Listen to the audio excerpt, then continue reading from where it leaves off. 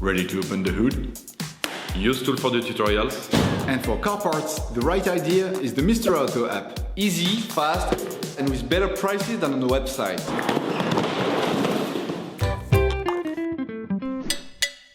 For this operation, get hold of the air filter that you will find in the video description. Turn your engine off, pull up the handbrake, pull on the bonnet release lever and open the bonnet.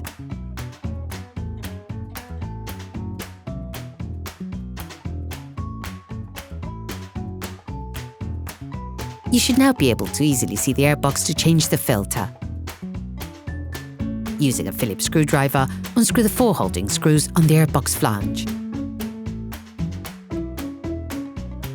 Lift the cover of the flange, then remove the filter. Before putting the new filter in place, it is important to clean out any impurities or leaves stuck in the filter compartment.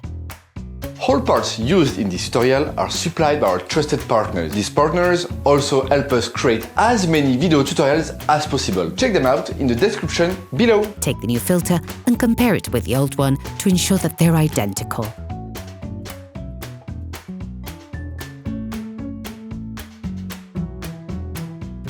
Put the filter back in place.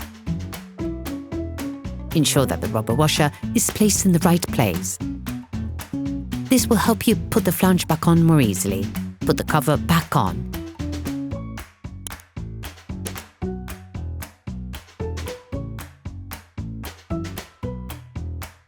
Then screw the 4 screws back on.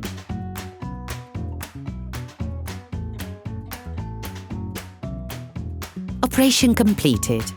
Hi, it's Theo from Usetool. I hope this video has helped you a lot in your car maintenance. We would be super grateful if you could spread the word so that we can produce even more tutorials. Simply give us a like, a comment, and hit that subscribe button. It really helps us boost the channel and help the whole community. Thanks a lot and have a great one.